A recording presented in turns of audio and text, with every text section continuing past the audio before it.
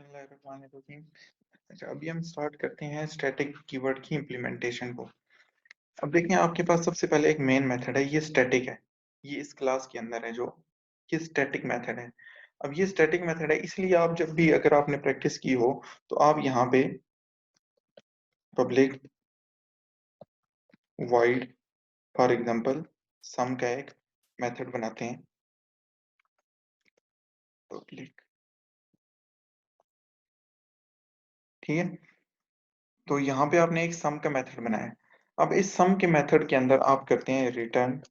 For example मैं simple जो है 4+5 जो है वो रिटर्न कर देता हूँ और इसको इंटीजर रिटर्न टाइप कर देता हूँ। अच्छा, अब यहाँ पे देखें कि अगर आप इस सम मेथड को यहाँ से कॉल करते हैं तो यहाँ पे एरर आना स्टार्ट हो गया। क्या एरर आना स्टार्ट हुआ है? तो आप देखें, non static method sum can not be reference from a static context. It means कि ये जो आपके पास कॉन्टेक्स्ट है, ये वाला इस ब्रैकेट के अंदर जितना भी कॉन्टेक्स्ट है वो स्टैटिक कॉन्टेक्स्ट है ना, क्योंकि मेथड मेन के अंदर है हम, और मेन स्टैटिक है। तो यहाँ पे ये जो है नॉन स्टैटिक है, इसको आप कॉल नहीं कर सकते। और सिमिलरली अगर मैं इसको स्टैटिक कर दूं, फिर वो एरर रिमूव हो जाएगा। यानी आप स्टैटिक मेथड के अंदर से सिर्फ स्टैटिक एट्रीब्यूट्स यूज कर सकते हैं, प्लस स्टैटिक मेथड्स को कॉल कर सकते हैं। इसी तरह अगर आपके पास यहाँ पे हो इंटीजर ए, ठीक है, एक फॉर एग्जांपल एट्रीब्यूट एटीआर मैं कह देता हूँ, फॉर एग्जांपल एट्रीब्यूट है। अब यहाँ पे आप क्या करते हैं, एट्रीब्यूट इज इक्वल है 18। यहाँ पे एरर आना स्टार्ट हो गया, same error. Non-static variable array cannot be referenced from a static context। इसको भी आपको क्या करना पड़ेगा, स्टैटिक। तो आपको ये कॉन्टेक्स्ट आई थिंक समझ आ गया होगा कि किस तरह जो है ना वो स्टैटिक मेथड के अंदर से आप सिर्फ ही स्टैटिक मेथड्स को ही कॉल कर सकते हैं, प्लस सिर्फ स्टैटिक एट्रीब्यूट्स ही यूज कर सकते हैं। तो अब हम जंप करते हैं एक और क्लास में, यानी कि हम एक सेपरेट क्लास क्रिएट करते हैं जिसके अंदर हम स्टैटिक एट्रीब्यूट रखेंगे। अच्छा, तो फॉर एग्जांपल आपके पास एक क्लास है स्टूडेंट, इसके अंदर integer registration number plus string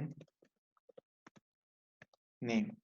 and मैं for example number of student count करना चाह रहा हूँ, तो मैं क्या करता हूँ, इंटीजर नंबर ऑफ स्टूडेंट, ठीक है। ये इंटीजर नंबर ऑफ स्टूडेंट्स कहा है मैंने, कि मुझे पता चलना चाहिए कि कितने स्टूडेंट्स जो हैं वो क्रिएट हो चुके हैं। अब मैं क्या करता हूँ, यहाँ पर आके एक ऑब्जेक्ट बनाता हूँ स्टूडेंट का। स्टूडेंट एस इक्वल है न्यू स्टूडेंट, ये एक ऑब्जेक्ट बन जाएगा। अब देखिए, इस ऑब्जेक्ट के लिए एस के लिए तीनों ब्लॉक बनेंगे, क्योंकि तीनों नॉन स्टैटिक हैं।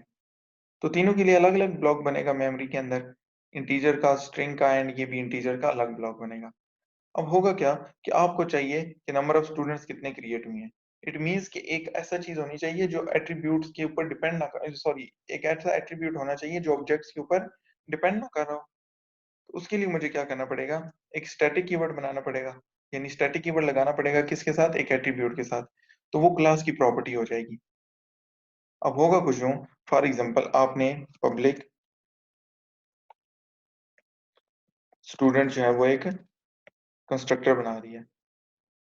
इसके अंदर आप क्या करते हैं, इंटीजर, ये हमने लास्ट टाइम डिस्कस किए थे कि कंस्ट्रक्टर को इज इक्वल है किसके, आर नंबर, जो कि मैं वहां से एक्सेप्ट करूंगा, एंड देन स्ट्रिंग नेम। तो मुझे क्या करना पड़ेगा यहाँ, this dot roll number equal है रोल नंबर के, ठीक है। And then this dot name is equal है नेम के। और नंबर ऑफ स्टूडेंट्स के लिए क्या होगा, नंबर ऑफ स्टूडेंट्स के लिए मुझे क्या करना चाहिए, यहाँ से तो कुछ पास नहीं कर सकता मैं, यहाँ से तो मैं आईडी एज अ 1 पास करूंगा, name as for example Ali पास कर दूंगा। 1 एंड अली तो आ जाएंगे, लेकिन नंबर ऑफ स्टूडेंट्स कैसे होंगे। इट मींस कि मैंने फर्स्ट स्टूडेंट क्रिएट किया ना एस, तो ऐसा करो कि this dot number of students के अंदर +1 कर दो,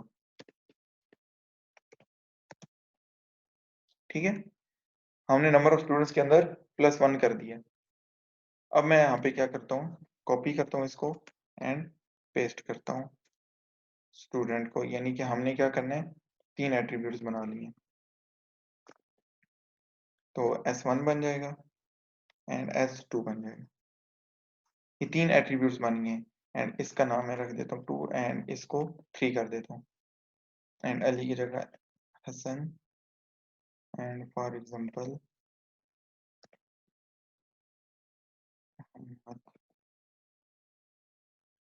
तो ये तीनों मैंने क्या कर दिए, स्टूडेंट्स क्रिएट कर दिए। अब मैं क्या करता हूँ, इसको डिस्प्ले करता हूँ। तो डिस्प्ले करने के लिए मैं यहीं पर एक मेथड बनाता हूँ जो कि हमने डिस्कस किया हुआ है, पब्लिक पब्लिक वॉइड डिस्प्ले। तो यहाँ क्या है, यहाँ मैं क्या करता हूँ, नंबर ऑफ स्टूडेंट्स चेक करता हूँ।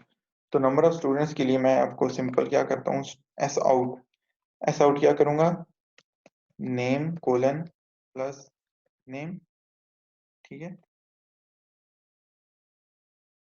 Control we.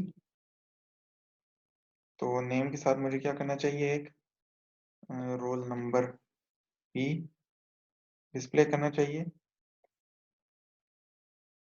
Role number. And then last जो है वो मैंने नंबर ऑफ स्टूडेंट डिस्प्ले करने हैं। तो S out number of students plus number of students आ जाएंगे। अब जब मैं डिस्प्ले मेथड को कॉल करता हूँ, देखिए S1 डॉट डिस्प्ले,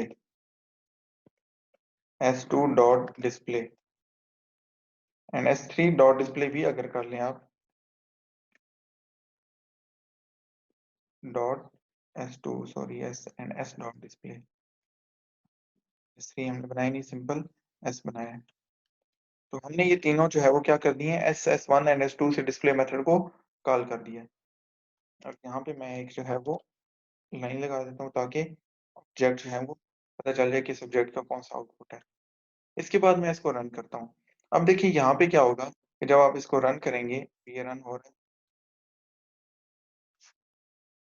तो देखिए name Ali, roll number 1, number of student 1, name Hasan, roll number 2, number of student 1, इसके लिए भी 1।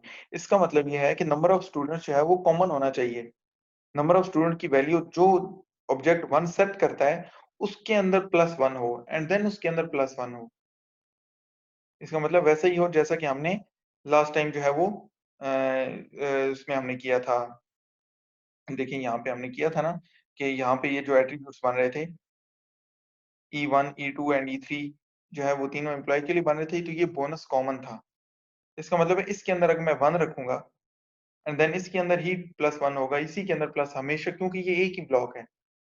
जब ये एक ही ब्लॉक है इसका मतलब है हमेशा इसी के अंदर चेंजेस आएंगी। तो इसी के अंदर जब चेंजेस आएंगी तो मुझे क्या करना पड़ेगा, यहाँ पे इसको स्टैटिक कर दूंगा। सिंपल एक चेंज करूंगा मैं यहाँ पे, स्टैटिक, ठीक है। स्टैटिक करने पर अब मैं इसको रन करता हूँ।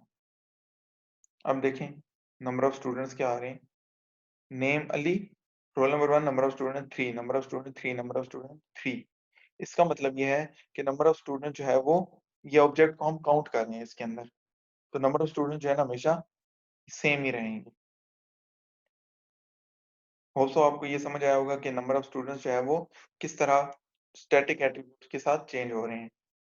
तो स्टैटिक एट्रीब्यूट किस लिए यूज होता है, जो कि कॉमन टर्म होती है। जैसे हमने लास्ट में बोनस का किया था, तो सैलरी चाहे जितनी मर्जी हो किसी की, उसको हम इस मंथ में बोनस पूरी कंपनी के एम्प्लॉयज को सेम दे रहे हैं अगर, तो हम उसको स्टैटिक रख लेंगे। तो जब स्टैटिक हम उसको रखेंगे उस बोनस को, तो सबको कॉमन बोनस मिलेगा, उसके अंदर चेंज नहीं होगा। चेंज हो सकता है, यानी कि स्टैटिक का मतलब फाइनल नहीं है, फाइनल कीवर्ड डिफरेंट है। स्टैटिक का मतलब ये है कि उसका ब्लॉक एक होगा, चेंज उसको आप कर सकते हैं, उसकी वैल्यूज को चेंज करें, उसकी वैल्यू जो मर्जी सेट करें, पहले 10 की, 15 की, 20, 30, 50 कुछ भी कर लें, और स्टैटिक को इंटीजर, स्ट्रिंग कुछ भी कर लें। जितनी भी डेटा टाइप्स है उसके मुताबिक आप स्टैटिक को रख सकते हैं। लेकिन स्टैटिक की जो कॉमन चीज क्या है वो ये है कि स्टैटिक क्लास की प्रॉपर्टी होते हैं, उनको आप क्लास के साथ यूज करते हैं। एंड देन दूसरा क्या है कि उनकी वैल्यू जो है वो कॉमन होती है हर एक ऑब्जेक्ट के लिए। तो जैसे नंबर ऑफ स्टूडेंट्स थे, ठीक है। होप सो आपको ये बात क्लियर होगी होगी।